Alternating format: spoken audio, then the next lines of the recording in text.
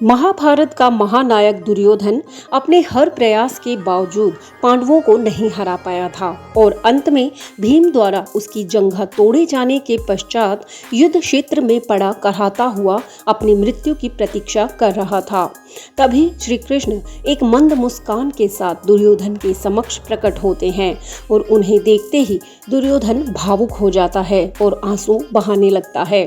ये वही दुर्योधन था जिसने अपने पूरे जीवन में कभी श्री कृष्ण का सम्मान नहीं किया, उन्हें केवल अपना शत्रु माना, उन्हें हमेशा ग्वाला कहकर संबोधित किया और उनका अपमान किया था। लेकिन आज वही दुर्योधन जब बेबस सा प्रतीत हुआ, तब श्री कृष्ण समझ गए कि दुर्योधन कुछ कहना चाहता है। इसलिए वे दुर्योधन के समीप जाते हैं और पूछते हैं कि दुर्योधन, तुम शायद कुछ कहना चाहते हो, बिना पश्चाताप के तुम अपनी बात मुझसे कह सकते हो। तब दुर्योधन अपनी कांपती आवाज के साथ श्री कृष्ण से बोलता है, हे माधव, मैंने अपना पूरा जीवन आपसे द्वेष रखा, लेकिन आज मैं आपसे केवल सत्य कहूँगा। हे कृष्ण, आज मैं स्वीकार करता हूँ कि मुझे पांडवों ने नहीं हराया, मुझे तो मेरी इच्छा, वासना, लोभ और गलत महत्वाकांक्षाओं ने हराया है। आज मैं न आपसे द्वेष रखता हूँ, मैं ये तो जान गया हूँ कि इन सब लीलाओं के पीछे आप ही हैं, लेकिन हे माधव, अब भी मुझे एक बात अंदर से जला रही है। तब श्री कृष्ण ने कहा कि कहो, तुम्हें क्या पीड़ा है। तब दुर्योधन दर्द भरी आवाज में बोलता है, हे कृष्ण, क्या द्यूत क्रीड़ा के समय आप वहां उपस्थित नहीं थे?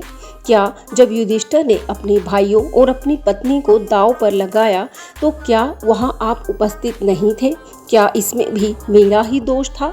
मैं ये मानता हूँ कि मैंने कहीं ना कहीं द्रौपदी का भरी सभा में अपमान किया है, ये मेरी सबसे बड़ी गलती थी।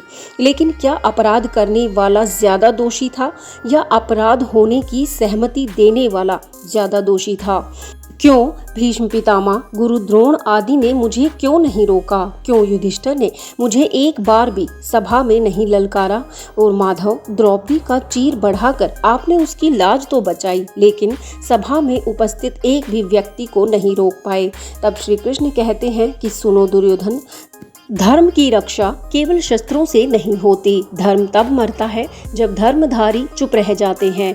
उस सभा में केवल तुम नहीं थे, वहां धर्मराज भी थे, सभी गुरुजन भी थे और मैं भी था। लेकिन ये जान लो कि चुप रहने वाला दोष से मुक्त नहीं होता। वह मौन जो अन्याय के समय धारण किया गया था, वह भी उतना ही घातक होता है जितने तुम्हारे शब्द थे।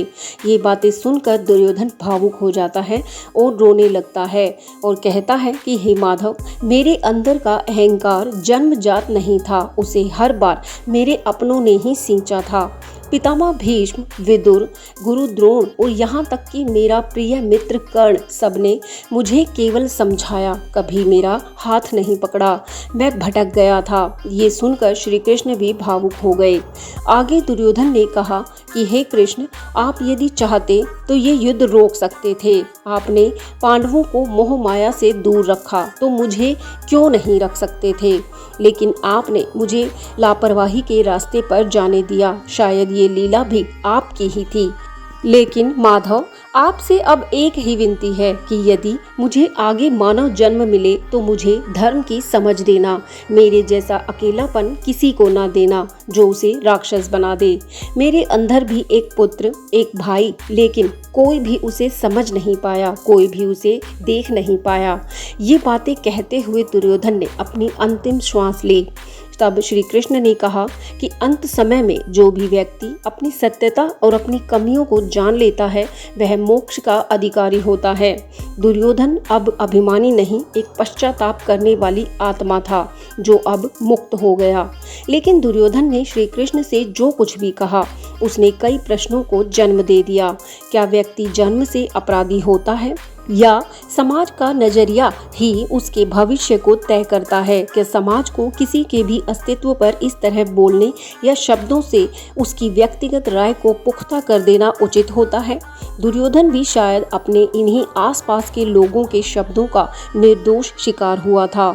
आपका इसके बारे में क्या कहना है? क्या आप दुर्योधन को पापी समझते हैं या फिर परिस्थितियों का शिकार? अपनी राय कमेंट बॉक्स में जरूर साझा करें और ऐसे ही ज्ञानवर्धक वीडियोस के लिए चैनल को सब्सक्राइब जरूर करें। जय श्री कृष्णा।